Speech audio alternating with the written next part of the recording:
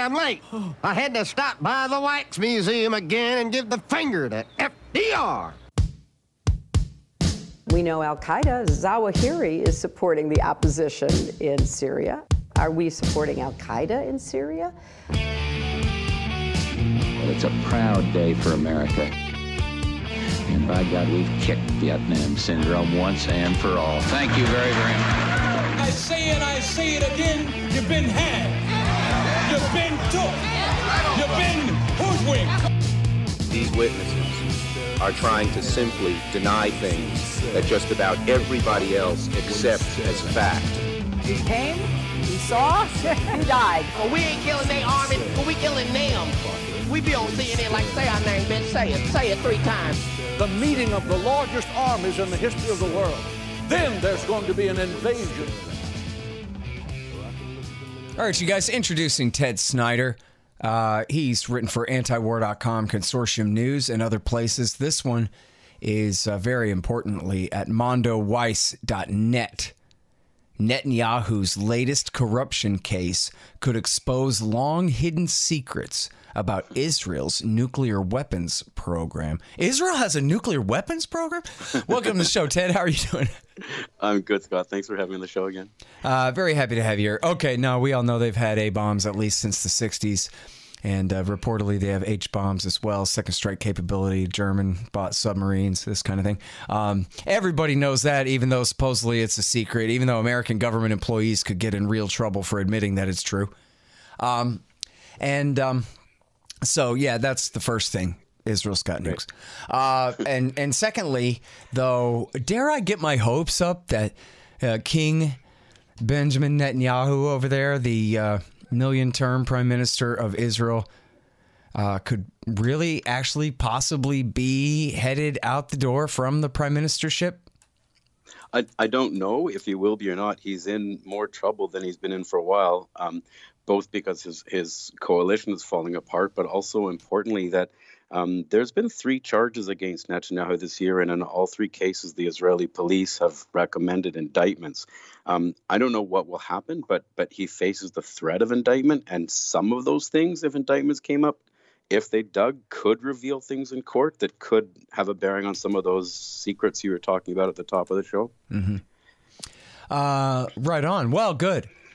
I mean, it's always careful what you wish for when it comes to prime ministerships in Israel and that kind of thing. I don't know if I think it's probably pretty clear that Bennett would be worse, but maybe that would be better in the medium term, even to have him worse in the short term and go ahead and help to complete the divorce of liberal Zionists in America from Zionism.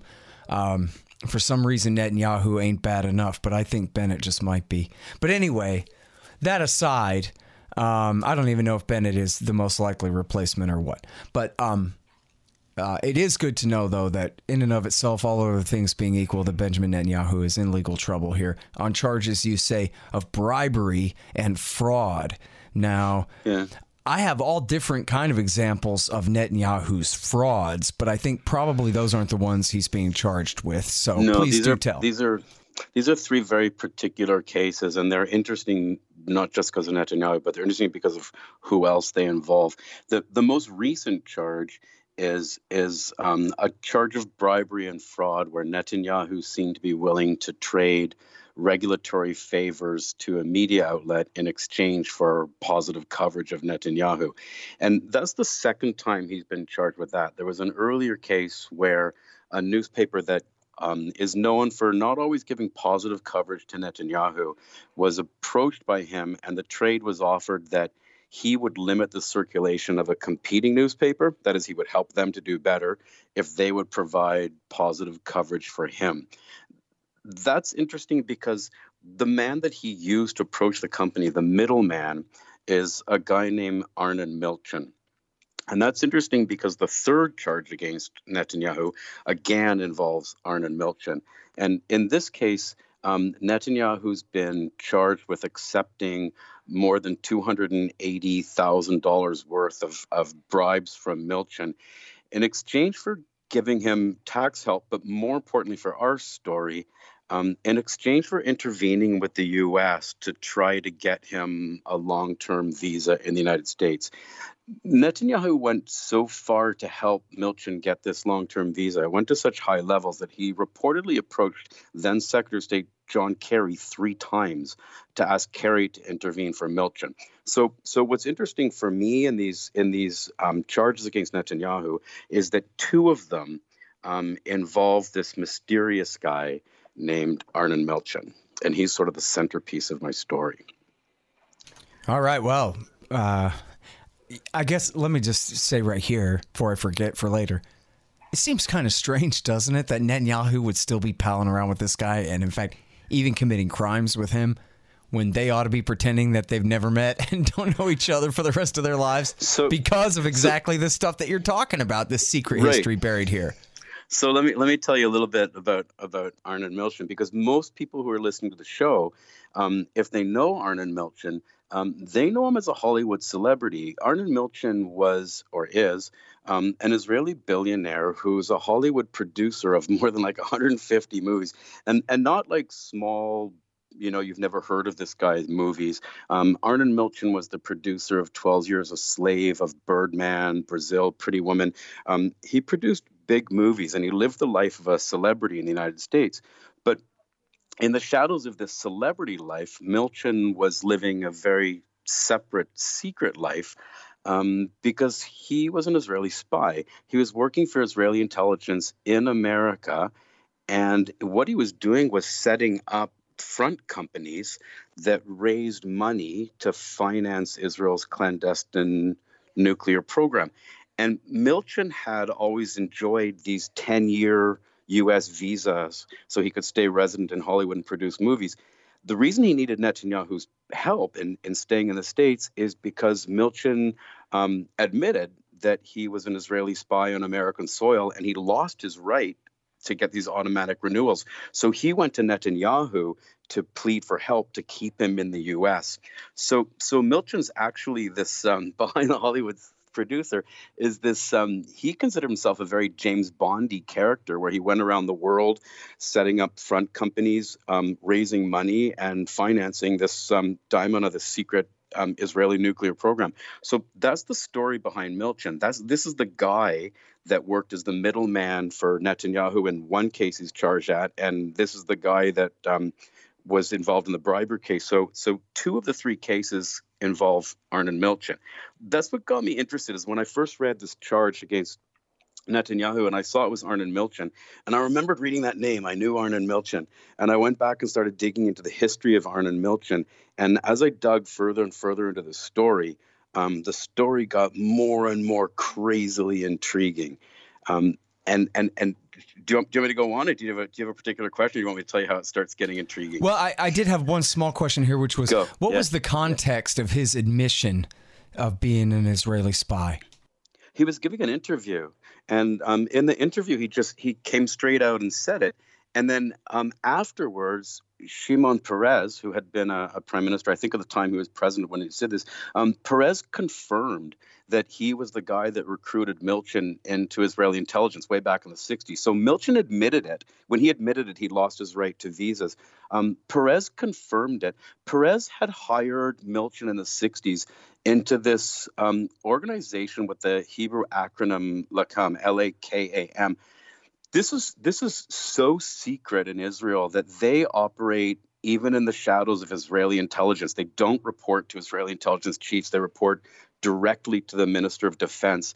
LAKAM has 2 jobs. Their job was to hide the true intention of the Dimona nuclear plant from U.S. intelligence. So their job was to keep the Israeli program secret from America. And their second job, and this is where Milchan comes in, was to go around the world stealing scientific intelligence from Israel's allies that Israel could then use in developing its nuclear program. So this is admitted by Milchan, confirmed by Shimon Peres. We know what he was doing. We know everything. When you just research this, though, it kind of stays there. It's when you start looking for links between Milchan and Netanyahu that it gets interesting. And the really crazy thing, Scott, is if you look up like Milchan Netanyahu, like if you Google that or something, nothing comes up. There's nothing. You have to dig and sort of sideways. Not even my interviews of Grant Smith? Pardon? Not even my interviews of Grant Smith? I guess it didn't necessarily make the show notes, the proper name there. I mean, Grant's one of the two researchers who's done the most work on this. And as I dug deeper and deeper, I'm on this like crazy detective story, and I'm going on. And, you know, when I got to the end, I realized there's actually a couple of guys that had already gotten there, Grant Smith and Roger Mattson, which was cool for me because I got to talk to both of them doing this article. I got to bounce it off them, see what they thought, see how far you could take it.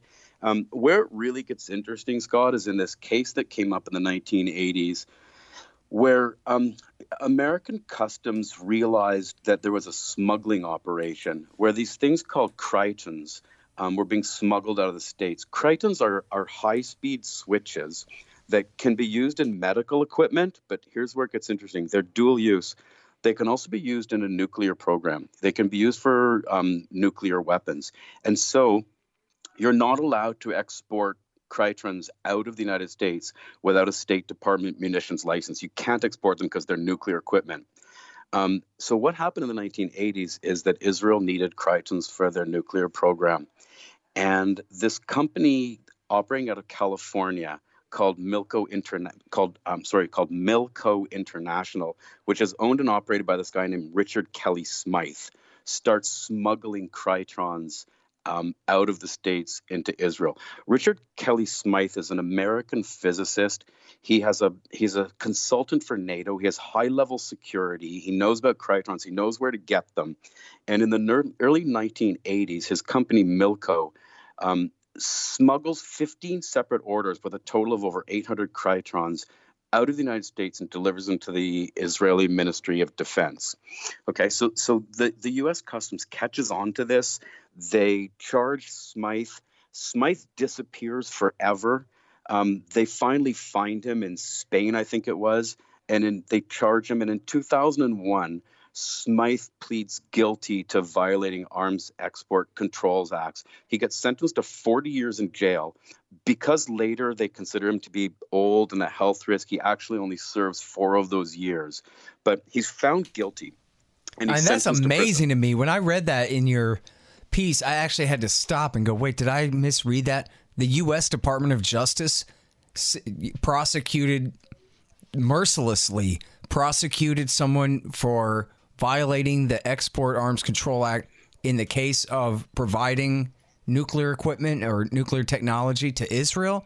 I mean, that is incredible. Seems like politics would have intervened and prevented that from even getting to the grand jury. And it seems like in other cases it did, but in this one, for whatever reason, it didn't. And what's really interesting and where the detective work gets cool is while they're going after Richard Kelly Smythe, the FBI interrogates him. And there's an extensive memorandum that Grant Smith, the researcher you mentioned earlier, managed to get through a Freedom of Information Act. It's heavily redacted, but it's completely clear from the text that it's an FBI interview with Richard Kelly Smythe. And what's cool is that Smythe is smuggling these Critrons out of the United States into Israel. And what becomes clear from the memos is that his Israeli collaborator on this smuggling operation is a young Benjamin Netanyahu. The FBI memorandum clearly says that Smythe and Netanyahu met frequently in restaurants in Tel Aviv. They met in Netanyahu's home. Netanyahu was a collaborator on this, but that's interesting. But what gets huger when you consider these Arnon Milchan cases is that the company Milco, that Richard Kelly Smythe started up, it's a front company. It's not real. It's real, but it's not its independent company. It's a front company started up by Arnon Milchan. Arnon Milchan was a business associate of Smythe. He pressures Smythe to start up this company, and there's a profit-sharing deal. Milchan gets 60% of the Triton sales, and Smythe gets 40%. So there's a 40-60 profit sharing. And Milco, the company smuggling these Critrons out of the U.S., is actually a front company for Milchan. So when Netanyahu is dealing with Milco, he's actually dealing with Milchan, who he's now in court with. But Scott, it gets even worse for Netanyahu because the link is way more direct. It's not just that Netanyahu was dealing with Smythe. and Smythe happened to be working for Arnon Milchan. What actually happened is that the Israeli Ministry of Defense had gone to this Israeli company called Heli Trading Company, and the Israeli Ministry of Defense gave Heli, Ministry of Defense, money and told them to use that money to get these nuclear parts, these Krytrons. So Heli takes this Ministry of Defense money and they go to Milco Company, Smythe's company, and they tell Smythe's company to smuggle the Krytrons out. But here's where it gets interesting. At the time that Heli Company is working with Milco, Benjamin Netanyahu is an employee of Heli Company. So when Netanyahu is meeting with Richard Kelly Smythe, he's meeting with him on behalf of Heli Corporation. He's working on behalf of Heli Corporation to smuggle U.S. nuclear equipment illegally out of the United States into Israel for a secret nuclear program.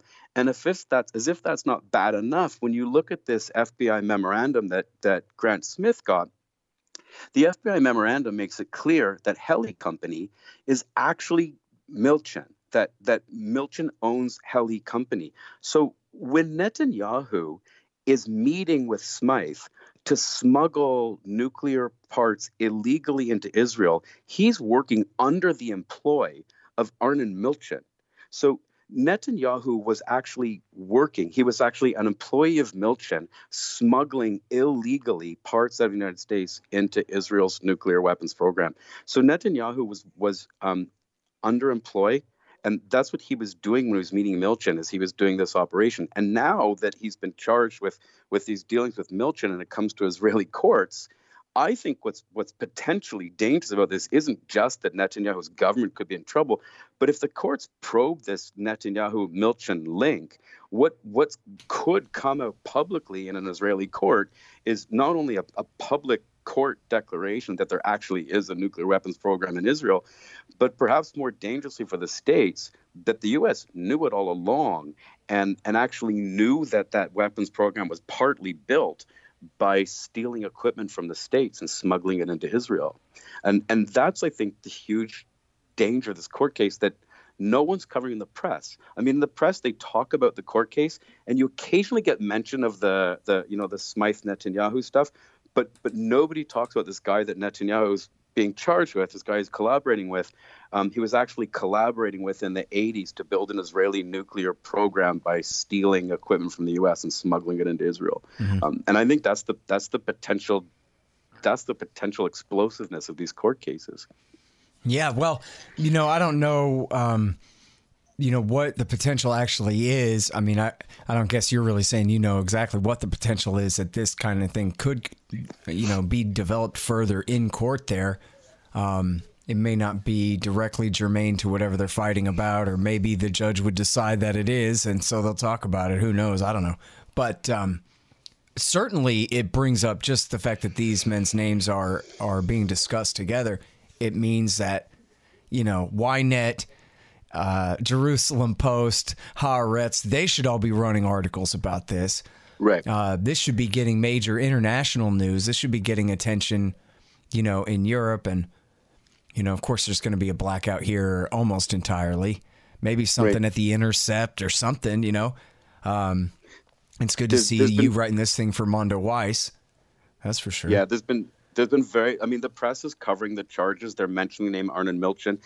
Sometimes in the context, you'll see something about this Krytron case come up, but the link between this link between Netanyahu and Arnon Milchan isn't something new. The historical link that they were actually that Netanyahu was his employee in the smuggling of parts. This doesn't come up in the media coverage of these cases at all.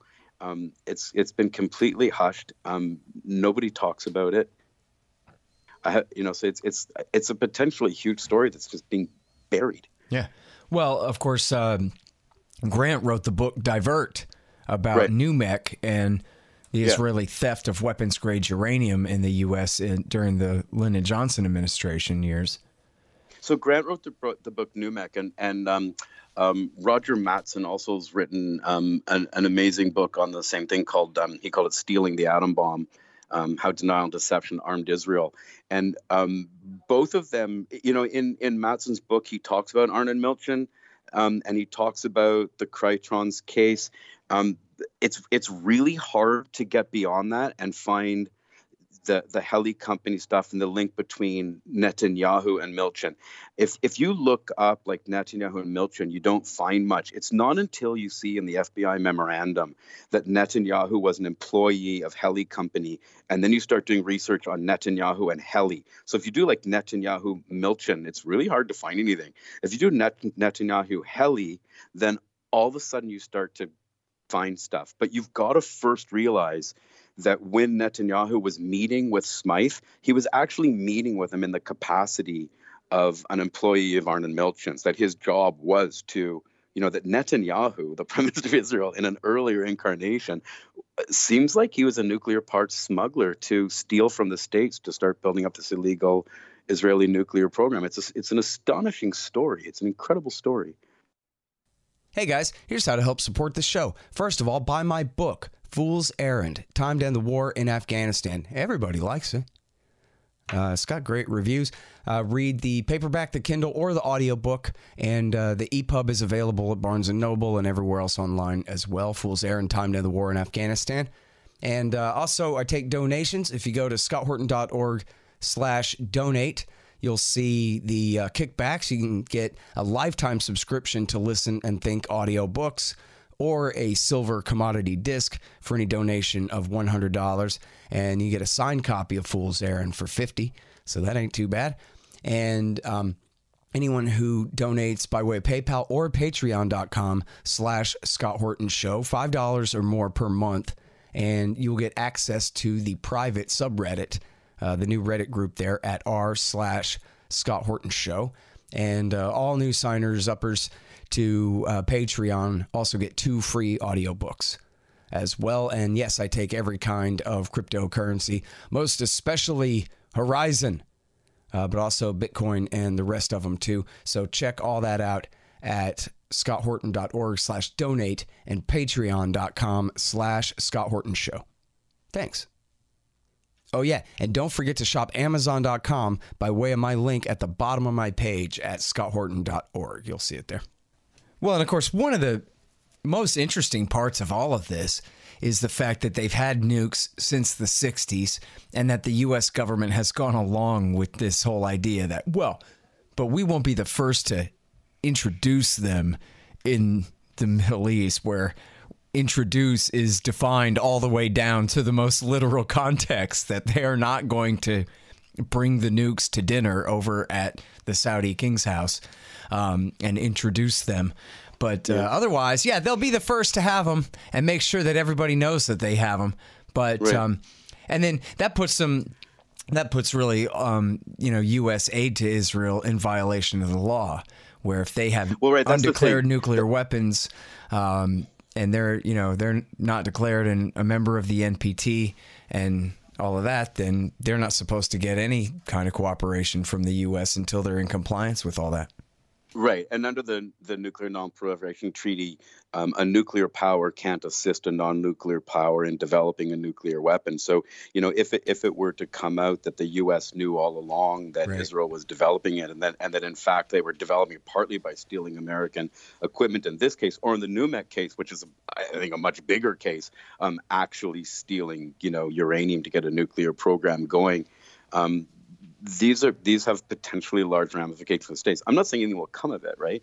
But what's interesting is that to read the media today, you just see that Netanyahu's been charged and he was involved in a bribery case with this guy named Arnon Milchan. And the newspapers kind of leave it at that. And it's not till you start digging that you realize that Netanyahu and Milchan have this long history, and that the history includes, the Prime Minister of Israel was involved in illegally smuggling nuclear parts into Israel to develop a clandestine nuclear weapons program. And that should be all over the press when they link Netanyahu to Milchan, and nobody's doing anything in these cases with linking Netanyahu to Milchan. So it would be really interesting if, in the case, in looking at the fact that Netanyahu used Milchan as a middleman in the bribery case, that in the past Milchan had used Netanyahu as a middleman in a nuclear case, is a huge story that I hope could come from this. And now, when you say nobody, you're including Israeli media there too?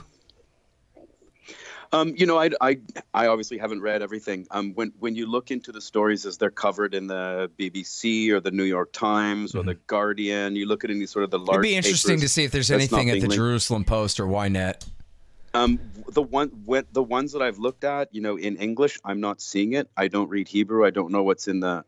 If you do a search for it, nothing comes up. Like if you do a search for Netanyahu, Arnon Milchan, really little comes up. When you go around it and you type something else in, like Netanyahu Heli Trading Company, then you start to get to stuff. But the linchpin in all of this is the FBI memorandum that Grant Smith got released. Like if without that FBI memorandum that says two things, it says three things really: that Netanyahu met with Smythe, that Netanyahu worked with Heli, and then it actually says that Heli and Milchan are the same company. When I ran that by Grant Smith, he said they're not actually the same company, but they're both owned by Milchan. But it's the FBI memorandum that makes the link between Netanyahu and Smythe, Netanyahu and Heli, Netanyahu and Milchan. Without that FBI memorandum, you'd have nothing. Like you can't find anything until you find that.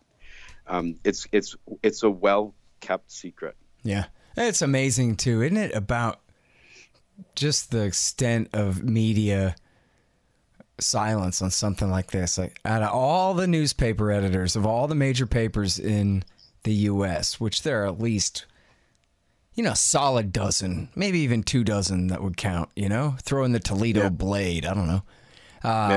And none of them had the courage to publish this thing. No, you're not seeing much of this. You're not seeing much of it at all. And when the autobiography Confidential came out, the story of Milchan, where he in this interview he said he was a spy.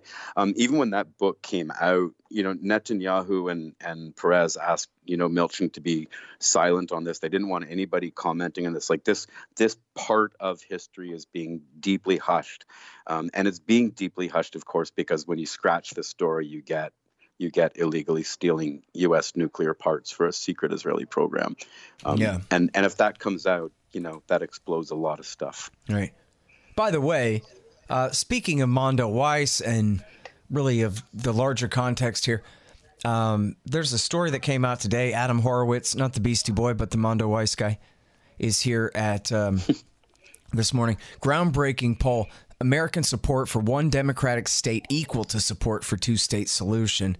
And then support for the status quo occupation or outright annexation and apartheid is extremely low, 8 and 11% respectively, while 35 and 36% are split on whether equal rights for everyone under who are obviously de facto already annexed anyway, the Palestinians living under the jurisdiction of the Israeli government, or go ahead and let them have independence, but prevent it from being this way anymore. And that to me is absolutely astounding, considering, the prevalent media narratives about Israel, where whatever they're doing is always in retaliation. It's always in defense from the, dark hordes of Mordor that they're protecting themselves from or whatever kind of garbage. And the fact that people see through that so well is, and I guess it was the way the question was phrased too. So the occupation's been going on since 1967. So what are we going to do? This or that? So maybe that's a little bit rigged. But no, I mean, they did leave the option of keep things the way they are. And people rejected that soundly. So it's real progress. And, it's stories like this where people find out things like this and can't really believe the depth of corruption here, the depth of influence that a foreign country has over this one, especially one the size of Maryland over USA, number one superpower of all time. Yeah.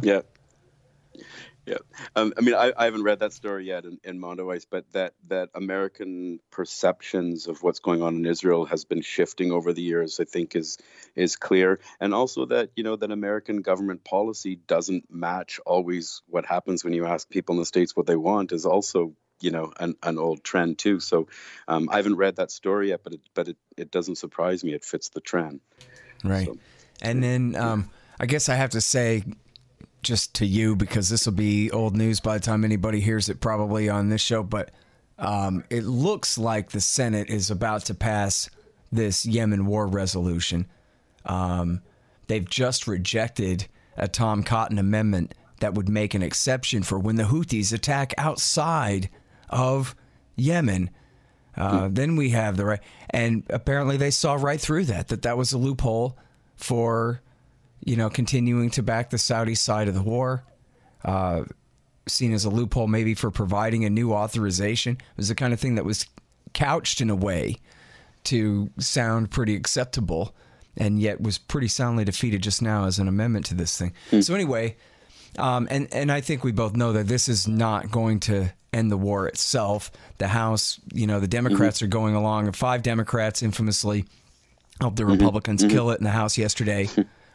But it, even if it's not everything, even if it came down to him, Trump vetoing the thing and then failing to override it or something like that, ultimately, it's the fact of the argument, the fact that the Senate is doing it, the fact that this pressure exists, I think quite possibly could force Trump's hand, or, quote unquote, force Trump's hand to really end this thing. I mean, after all, just about a month ago, Pompeo, and I guess Mattis both said, yeah, let's give it about 30 days and wrap this thing up. And it was because of this kind of pressure coming from the people and from the Senate.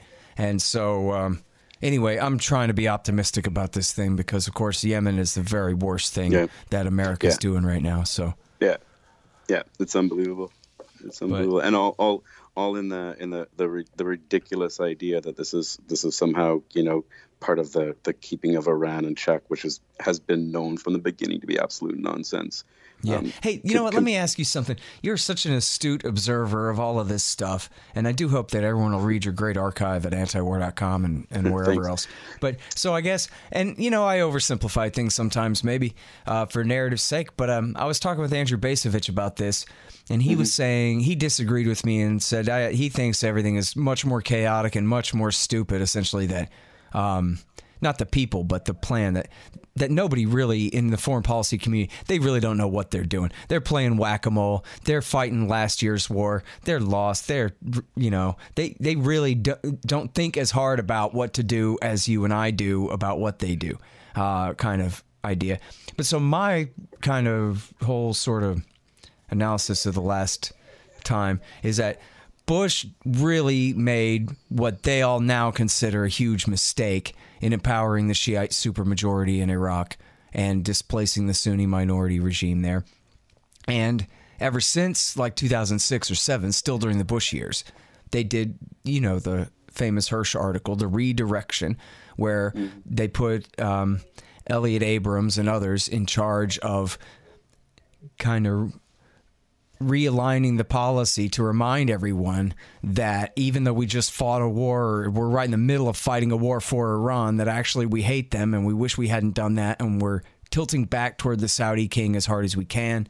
And that's when they started backing Jandallah in Iran and Muslim Brotherhood groups in Syria, Fatah al-Islam, at least for a little while there. I don't know how long that lasted, in Lebanon. And I know you know that part of the story. But so I guess my idea is that basically, Bush screwed up and empowered the Shia, and ever since then, they've been trying to make up for that. That is the overriding, grand strategy in the Middle East, is they keep spiting themselves in the name of spiting Iran. So for another example, we can't give Baghdad back to the Sunnis, but we can at least take Damascus away from the Shia and the Alawites and this regime that's allied with Iran.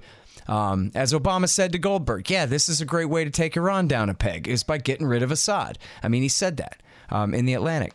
And then, but of course, by the end of the thing, Iran has a more powerful foothold in Syria than ever before because of how necessary they were to come and help save the Syrian state from America's CIA Al-Qaeda terrorists.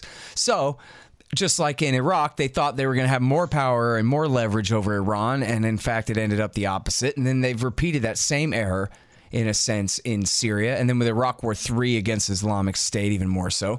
So, in other words, they're driving themselves into this crazed frustration that everything they do makes Iran more and more powerful. Iraq War II, Iraq War III, Syria, and then In this case, in Yemen, as you said, they launched the war in the name of stopping Iran.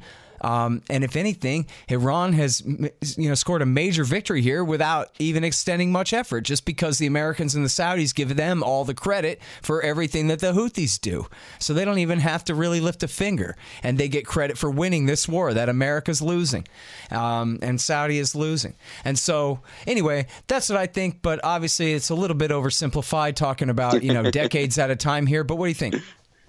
I don't know what Andrew Baser said. I mean, I don't think that's totally wrong, and I think that the states made a lot of moves without understanding what was happening on the ground, and with Iran as the enemy, accidentally kept making Iran more and more powerful. With Iran not actually doing anything or even seeking this, I think that Iran, in the case of Yemen, they were only very tangentially related at all. The Iranians didn't really have any influence over the Houthi. In fact, the Iranians asked the Houthi specifically not to go into the capital city, and we saw how much influence they had because the Houthi did anyway. But Iran never had much influence there. The claim that Iran was smuggling weapons into Yemen, Gareth Porter has really clearly shown that none of that was true. So you take a country that's not involved in Yemen at all, you walk out and they have more influence. Same thing happens in Syria and Iraq, where in Iraq you get a party who says that they'll give up their weapons if they can become a political party, and you end up with political parties in charge that are more allied to Iran in the first place. But Scott, the real thing for me, like the thing that's tragic about this for me, is that all of this is being done in the name of stopping Iran, and stopping Iran from what? Because every intelligence community always knew that Iran wasn't developing a nuclear weapon, that it's not Iran that's the country that's backing terrorism in the Middle East. And so all of this is so ridiculously avoidable because it's all in the name of stopping Iran from doing something that everybody in American intelligence knows that Iran was never doing in the first place. Yeah. So it's just so ridiculously avoidable. I interviewed a State Department guy named Wayne White back.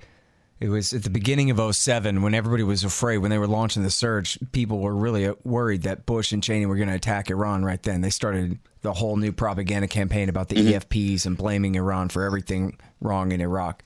And I'm pretty sure it was Wayne White, when I interviewed him at the time, who said that, essentially there's this grudge. Oh, in fact, Mark Perry, who I'm going to interview later today, I'm pretty sure has told me this too, that inside the government, inside the State Department especially, but throughout the Pentagon and whatever, that they just cannot and will not ever get over the hostage crisis. I mean, never mind what America's ever done to Iran. That ain't got nothing to do with it. They took those hostages, and to the American establishment, that's like that time they got tortured in Abu Ghraib. They want revenge, and they'll never give it up. After all these years, they can't just say, the old dead Ayatollah died in 89. We've had the much nicer, more deal-withable Ayatollah since then. Give me a break, This is like I've written about this in other pieces where I've called this historical amnesia or history ex nihilo, like history that comes from nowhere. That in the American narrative, the conflict with Iran starts with the hostage taking in 1979, and one of the great sort of tricks in history is where you start your story. And sure, if you start your story with a hostage taking in 1979, then you've got this evil story. But if you look at what led up to 1979, why they took the hostages, and I'm not justifying hostage taking, I'm a pacifist, I'm not justifying any kind of violence at all. But if you look at the history prior to 1979, from the taking out of the Shah, and then the taking out of the Mossadegh and the putting of the Shah, and then the fear in 1979 when the Shah was deposed and the Americans took him into the States again, and this fear that, oh no, you're going to protect the Shah and put him back in, and a whole bunch of other stuff that was going on at the time where they were really afraid that the Americans were going to midwife another coup. If you start the story in 53 or whatever it was with the CIA coup, they've admitted it was a coup against Mossadegh. It changes everything. But yeah, if you start in 79, if you arbitrarily start your history there, then you get this American obsession. But that's not even the right place to start the history. So it's not only that all this could be avoidable because Iran was never going after a nuclear weapon, and Iran was never, being the leading state sponsor of terrorism. Even the state's own intelligence documents say Iran's not the leading state sponsor of terrorism. And you go back before 79, you start the story in the right place. So you're fighting Iran over nothing, and you're starting your narrative that justifies fighting Iran in totally the wrong place. The slightest bit of careful history and so much of this horror, like the horror in Yemen, could just be totally avoided.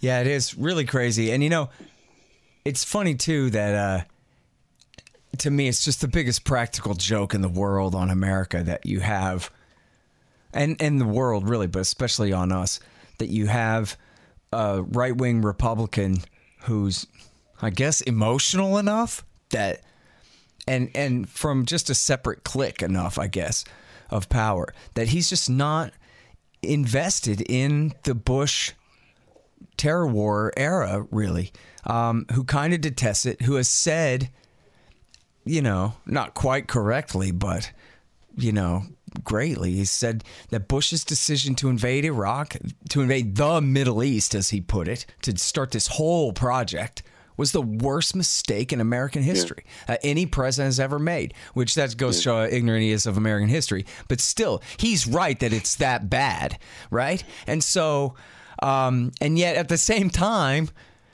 this same guy I'm talking about, this same president, is the biggest boob idiot in the world with no conviction, no strength. He's a bigger wimp than his predecessor, even when it comes to rolling over for the generals who say that this has to continue when he doesn't believe in it at all, just like his predecessor, knows better, and still does it anyway.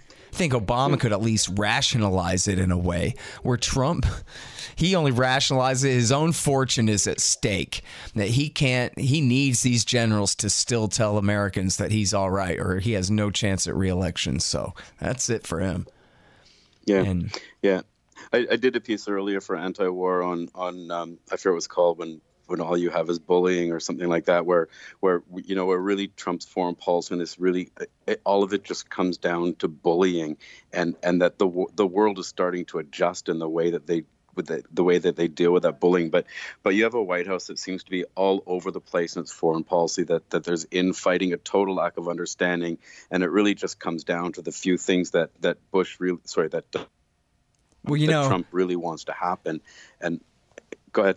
Oh, I'm sorry. You know what? Your audio cut out for just a sec, so I thought you stopped. Go ahead. I'm sorry. It's okay. No, it's okay. That all you've got is this foreign policy that's in total disarray, that's just based on the few things that Trump doesn't want to get pushed around on and digs in and bullies other people to get its way. And you've got a foreign policy that seems to be based much more on bullying than a foreign policy that's based on even close to a sophisticated understanding of history or what's happening in the world. Well, I've had Trump fans say to me, and you know what, this is kind of Obama bot thinking, no doubt, but I'll still try it out on you, that actually, you know what, Trump ain't that dumb of a dummy, and that really this is all deliberate, that there's no real gentle way to withdraw from NATO. So the best thing to do is just go over there and insult the Europeans in every way, call them obsolete. He's never really called for abolishing NATO or called for American withdrawal from NATO, but they are now having serious discussions about creating a European army. And so then the idea would be that he's playing, it's just two-dimensional chess, but it's chess, man. He's trying to get everybody, he wants the multipolar world that's coming. He wants the decline of American overextended hegemony that is just unaffordable from even a Fox News fan's point of view. And he wants retrenchment, but he needs reactions against him and his oafishness as the great catalyst for helping make all this happen. Did the Japanese really want to stake all their fortunes on an America run by a Donald Trump, or might they prefer to figure out a way to go it alone and take care of themselves? And that, so therefore, give the man a little bit of credit. He does know what he's doing. He's trying to push everyone away from America so that he has a better excuse to retrench later, or in effect in the next administration or something. What do you think of that? I think the fear with that, use the metaphor of the chess game, and I think the fear of that is that it's looking one move ahead and it's not looking farther ahead in the game. In the sense that that these things may work on particular policy But if you put them in the context of overall U.S. foreign policy, I think that the last piece I did for Antiwar was called Rogue America. Hey, by the way, man, I'm sorry to interrupt. You can go back to this in just 1 second. But breaking news, it passed 58-41 so far. Okay. In the U.S. Senate, invoking the War Powers Act. That's historical, man. I mean, that's a pretty big deal. I didn't think that would ever happen. Yeah. And it's Bernie Sanders and Mike Lee, the socialist and the libertarian type. Yeah. Leading it too from the two parties. I'm sorry. Please go ahead with what you're saying. But I just think I was isn't going to that say great? if you look at it, if you look at his individual policies, that argument might hold some water. But if you look at American foreign policy post World War II, and you look at what's the sort of overarching goal of American foreign policy, and I think in some ways it can be really simply put as keep Europe away from Russia and keep Russia away from China. Like Kissinger said, the worst thing that could ever happen is Russia and China unite. And the whole sort of post-NATO thing has been keep Europe in NATO. Don't let Europe go to Russia. So if you look at American foreign policy, it's a simplistic way of saying it, but I put it as keep Europe from Russia, keep Russia from China. But when Trump does this bullying, what he's really doing is he's pushing Europe more and more to Russia. He's pushing Europe to Russia on the whole Iran thing, where Europe says, we're going to go around you. We're going to deal with Iran. So he's pushing Europe more and more to Russia, and he's pushing Russia more and more to China, the whole Shanghai Cooperative. So this kind of bullying approach where he pushes everyone away might seem like Trump knows what he's doing. But in the larger context of overall U.S. foreign policy, he's completely blowing the two overarching foreign policy goals, which is pushing the NATO countries to Russia instead of to America, and then pushing that group to China and building this massive bloc that opposes America in the world. So I think you can look at Trump's stuff individually and argue whether it's successful or not. But I think if you look at it in the larger context of American foreign policy, he's losing the game. It's a long-term disaster, I think, and that's why in my piece I talk about my other piece I was talking about, the rogue one, where you see America wants to be a hegemon, but what countries do when they're a power like a hegemon is that they lead the world. But Trump's not leading the world; he's pushing the world away and going off on his own, and that's causing the world to form alliances that could be very threatening to any kind of American hegemony later on. But that's a different article from the Netanyahu one, right? Yeah. Well, you know me, I'm off on a tangent. These things happen. But here's to the demise of, and hey, the imprisonment of Benjamin Netanyahu. I won't hold my breath. But you know what? Right. They do jail prime ministers over there and presidents too. So they have something that, we'll some kind of accountability for politically powerful people that is unheard of in America, really. Yeah, we'll see how it plays out. But the connections that these cases reveal are historically intriguing. Absolutely. So, okay. Well, everyone, please go and read TED. You can find the Click More Viewpoints. It's a week or two old now or something. Click More Viewpoints on antiwar.com. You'll find it there. It's also, and the link is to mondoweiss.net. mondoweiss.net. Netanyahu's latest corruption case could expose long hidden secrets about Israel's nuclear weapons program. Thanks again, Ted. Thanks, Scott. Appreciate it. All right, y'all. Thanks. Find me at libertarianinstitute.org, at scotthorton.org, antiwar.com, and reddit.com/Scott Horton Show. Oh, yeah, and read my book, Fool's Errand, Time to End the War in Afghanistan, at foolserrand.us.